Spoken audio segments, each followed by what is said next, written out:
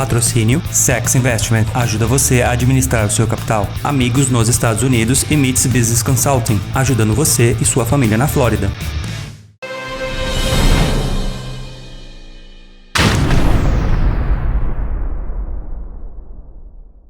Fala aí, galera, beleza? O Paulo que tá falando, diretamente de Orlando, Flórida, mais uma vez com meu amigo Fabiano Vasconcelos. Fala aí, Fabianão. Fala, Paulo, lá o pessoal aí do canal Perguntas. Mais um dia aqui, mais um domingo para vocês aprenderem a ganhar dinheiro. Porque quem não gosta de ganhar dinheiro, né, velho? Sempre muito bom, né? Nunca é demais, inclusive, né? Dinheiro é uma coisa, eu e o Fabiano estava conversando agora há pouco, a gente falou, poxa vida, se a gente ganha 100, a gente quer 1.000, se a gente ganha 1.000, a gente quer 1 milhão. Não é ganância no mau sentido, mas é... Qual que é a palavra que a gente usa, Fabiano? Objetivo, meta, né? Objetivo, meta, porque o que eu falo para as pessoas, o que faz o ser humano feliz, Fabiano, não é o dinheiro, não é a quantidade, é o progresso. É a conquista, né? A conquista. Então, cara, a gente tem vários amigos super ricos que trabalham e quando os caras ganham $100, os caras vibram como se ganhasse 1 milhão. Exato. É aquele progresso, é a conquista e por isso que o Fabiano está aqui, porque hoje nós vamos falar a respeito de uma palavra que eu tenho até dificuldade, diversificação. O que é? Não colocar todos os ovos na mesma cesta. É isso, né? Exato. Então explica pra gente exatamente como fazer, Fabiano. O poder da diversificação. Qual que é a potência que a gente tem nisso? Existe um estudo que as pessoas que ganharam dinheiro ao longo do tempo, principalmente na Bolsa de Valores, na verdade não foram as pessoas que deram as grandes tacadas. Porque as grandes tacadas é aquilo que você coloca um pouco capital e aí às vezes acaba dando sorte, entre aspas, mas algo que você acreditou naquele momento acabou dando mais lucro do que você esperava. Isso é uma grande tacada, né? Entendi. Então, imagina as pessoas que compraram Google lá atrás quando o Google não era nada, que compraram Amazon... Netflix, Amazon, imagina. Quando Caramba. a Amazon só vendia livros, né? Então, é lógico que essas ações ao longo do tempo se consolidaram, mas em algum momento elas deram aquela porrada que aí ninguém segurou mais e foi embora. Então isso é a grande tacada. Na verdade, as pessoas mais ricas, ou que ganharam mais dinheiro assim, em investimentos na Bolsa, não foram aquelas que acertaram a grande tacada. As pessoas que ganharam mais dinheiro foram aquelas que diversificaram. Por quê? Num momento de estresse da sua carteira de investimentos, exatamente aquelas pessoas que perderam menos. E como que a gente faz isso, né? Então, por exemplo, eu recebi há uns 2 anos atrás um cliente aqui e ele acabou, por conta própria, tomando um investimento e ele comprou $600 mil de ações só da Netflix. Uau. Então você imagina o risco que essa pessoa correu em algum momento se a Netflix viesse com um balanço negativo, ou se saísse algum boato, ou se saísse algum imprevisto que a empresa não estava ocorrendo. Então ele concentrou muito valor ali, né? Imediatamente, logo em seguida, aconteceu realmente alguma coisa e as suas ações caíram 10% depois assim de 3 meses, né? Uau. Enfim, ao invés de ele liquidar aquela posição e absorver o prejuízo de 10%, ele continuou e acabou perdendo 25% por um tempo. Então, e quando a empresa começou a recuperar os seus ganhos quase depois de 6 a 8 meses, um pouco antes de chegar no objetivo, no preço real, ele acabou liquidando a posição e ainda absorvendo um pequeno prejuízo. Então ficou 8 meses praticamente sem ganhar. Então, as pessoas que mais ganharam dinheiro foram aquelas pessoas que souberam proteger a sua carteira de investimento. E como que a gente protege? Com instrumentos protetivos. Por exemplo, fala-se muito que a crise está para chegar aqui nos Estados Unidos, né? Ou no mundo, porque a gente está tendo uma diminuição do crescimento. O crescimento estava bombando, a gente continua com uma economia crescente, mas agora está crescendo menos. E até quando ela vai crescer menos devido a uma Europa totalmente estagnada, a uma Ásia sofrendo aí os problemas de tarifação de guerra comercial. Então, tudo isso acaba entrando em questão quando vai vir a próxima crise. Pode vir o ano que vem, pode vir daqui a 10 anos de novo, mas existem sintomas, assim como uma gripe, um resfriado econômico que a gente está passando, e aí através disso as pessoas estão tentando precificar o evento, né? Estão tentando falar, ó, a partir do próximo ano já é uma crise. Na verdade, é bem prematuro, e como que a gente se defende disso? Por exemplo, imagina que você tem $100 mil, hein, Paulo, sobrando para pôr na bolsa. Então, seria interessante você entrar hoje com $100 mil na bolsa? Depende. Se a tua estratégia for de longo prazo, e a gente já espera que o ano que vem terá uma crise, seria muito interessante você fazer o quê? Em vez de você aportar os 100 mil de uma vez, você pegar isso e diluir em 10, 12 porções, e todo mês você fazer um aporte de 10 mil na bolsa. Por que isso? imaginando que os 100 mil todos seja só para a Bolsa, ok? Sim. O porquê isso seria interessante? Primeiro, que se vier uma crise no ano que vem e em janeiro continuar subindo, você está posicionado. Fevereiro continuou subindo, você está posicionado. Opa, março caiu. Você foi e comprou um pouco mais barato. Só que aí entrou a crise em abril, e aí o mercado começou a derreter. Mas aí você vai comprar em abril mais barato, maio mais barato, junho mais barato. Então o teu preço médio de compra de entrada na bolsa também veio para baixo. Então quando a gente fala de longo prazo, a estratégia de longo prazo ela é diferente da estratégia de curto prazo. Por isso que é muito importante a gente diversificar a alocação, porque se a bolsa cair, se a bolsa subir, que a crise não vier, eu vou estar posicionado, e se a bolsa ao mesmo tempo cair, eu vou estar comprando no melhor preço possível. Eu falo que a bolsa é o único segmento que quando entra em liquidação as pessoas fogem da loja, porque quando fica mais barato o pessoal entra em pânico e acaba vendendo, entendeu?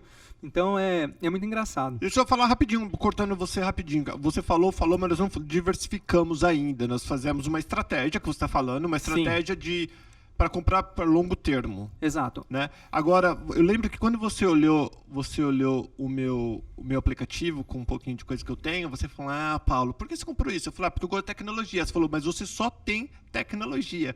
E aí que você explicou para mim, explica para a galera que eu achei bem interessante. Então vamos lá, quando a gente faz alocação, é muito interessante a gente não investir só num setor. Então na Bolsa tem empresas da área de saúde, tem empresas da área de tecnologia, da área de finanças, que são os bancos, por exemplo, e cartões de crédito. A gente tem Visa, Mastercard, Bank of America, Chase. A gente tem as empresas de entretenimento, que seriam a Fox, a Disney e a Universal, né? Nós temos também as empresas da área de saúde, que são os convênios, os hospitais. Tem as empresas de materiais básicos, de utilidades públicas, que é as empresas de companhias elétricas, saneamento básico. Então, quando a gente diversifica, é interessante a gente diversificar primeiro por setores, dividir os setores, porque se acontecer algum evento na economia que atrapalhe um setor, você está alocado em outros 6 que está indo para frente. E é natural na Bolsa, eu nunca vi pelo menos, você montar uma carteira com 10 ações, sendo que dessas ações nós temos ali 5, 6 setores diferentes, e eu nunca vi todas as ações subir e te dar lucro ao mesmo tempo. A não ser que você pega um mercado assim de euforia muito grande, mas é muito esporádico. Em 10 anos isso vai acontecer 1 ou 2 vezes. Então é natural que se você tiver 10 ações, você esteja lá 6, 7 subindo e 3 caindo, e aí o lucro daquelas 6, 7 acaba compensando a perda das outras 3. Então desculpa, posso cortar rapidinho? Claro. Desculpa. Então só para eu entender, agora se eu compro, vamos dar um exemplo, tecnologia, hotelaria, e dá um outro exemplo de coisas que tem. E maconha, como que chama? Cannabis. Cannabis. Então comprei maconha, hotel e tecnologia. Aí você falou, bom, não é tudo que vai subir.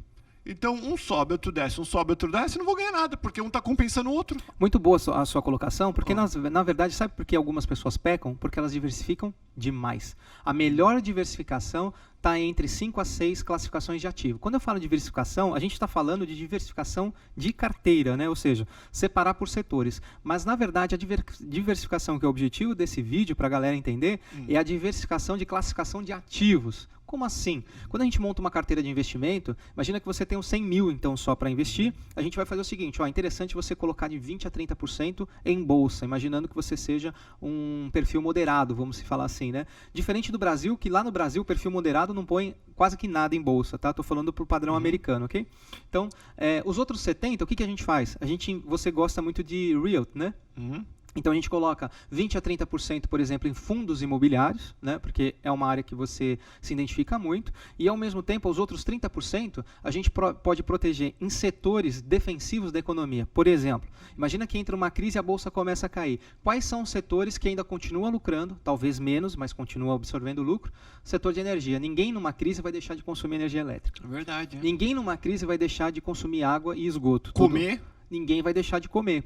Então, existem setores a parte de materiais básicos, a gente chama de setores defensivos. Então, quando as outras empresas de tecnologia, aquelas que necessitam do mercado estar indo a favor para subir, essas outras empresas acabam também subindo as ações, porque muita gente se desloca o seu capital para setores defensivos. Uma outra coisa muito interessante, que já é cíclico de longo prazo, é você colocar uma posição, se você acha que a crise está perto, se protege em ouro, porque ouro é um instrumento de alta liquidez, e ao mesmo tempo, se a bolsa cair 2, 3%, mas a tua posição em bolsa é de, vamos exagerar um pouco, 50%, mas você tem 20, 30% em ouro, quando a bolsa cai 2%, a sua carteira vai impactar uma queda de 0,5% ou de 1%. E aí, quando a bolsa sobe, a gente vai conseguir ter o lucro do ouro, que ele não se desvaloriza tanto, que não é tanto, mas mais somado o lucro da bolsa. Então a gente consegue, em momentos de crise ou de redução da carteira, a gente diminui totalmente esse impacto. Então as maiores carteiras, as mais poderosas, é aquela que a gente diversifica na classificação de ativos. Então, se você tiver lá 300 mil, não invista os 300 mil na bolsa. Né? Pegue lá de 30 a 100 mil e invista na bolsa. Pega o resto e coloca uma parte em imóvel, uma parte numa startup, numa empresa. É recomendável, inclusive, que de 1 a 5% do nosso capital a gente invista em empresas de alto risco, porque as grandes porradas e as grandes pauladas de equities estão nelas, né? As empresas que saíram lá de milhões e foram para bi, exatamente as empresas que eram de maior risco. Então é sadio. Existem pessoas, por exemplo, que tem uma carteira lá de 4 milhões de reais, como eu vi, e ele coloca 2% em Bitcoin, porque se porrar, ele vai dar uma porrada. Se perder, ele não perde ponto, ele vai perder 2%. Muita gente perdeu dinheiro em Bitcoin, falando em Bitcoin, meu... É porque as pessoas, o que elas fizeram? Concentraram tudo que ela tinha em promessas, né, maior do que o mercado, não se protegeram diversificando o seu capital, concentraram tudo na criptomoeda, acreditando em promessas que não tem como a gente garantir nenhum tipo de investimento, seja ele de renda variável ou de renda fixa. E a renda fixa, o teu risco é de 100%, porque se aquela empresa falir, o banco falir, ou o governo abrir moratória igual a Argentina abriu, por mais que você tenha títulos lá, você vai perder todo o seu capital. Então, a renda fixa, o risco, na minha opinião, é um pouco maior, porque o risco é de 100%. Já na bolsa, você só tem o risco da volatilidade. O máximo que você pode acontecer é você comprar ações da companhia e, de repente, não ter aquele valor, se caso você precisar liquidar e vender. Então, o poder da diversificação é diversifique tanto a sua carteira de ações, mas diversifique não só a carteira de ações, a classificação de ativos. Invista um pouco em ações, invista um pouco em renda fixa, invista um pouco em setores defensivos, fundos imobiliários, ouro e etc. Esse é o poder da diversificação. Muito legal. Lembrando, segue o Fabiano nas redes sociais, e principalmente no Instagram, que ele faz live, ele mostra todos os dias. Eu acho que você fica quanto tempo no Instagram por dia, Fabiano? Não era tanto, mas agora tá dando acho que umas 6 a 8 horas, viu? Vale muito a pena, sem falar que ele tem a empresa dele que ensina, que dá curso também, é muito, muito bacana. Segue o Fabiano, deixa eu colocar aqui, trade.fabiano. Trader. Trader, tá aqui, ó, @trader.fabiano no Instagram, e lá você fica sabendo todas as novidades, tudo que acontecendo, e fica de olho que domingo que vem tem um muito bom. Obrigadão, Fabianão. Tchau. Até logo. Valeu. Tchau, galera. Tchau.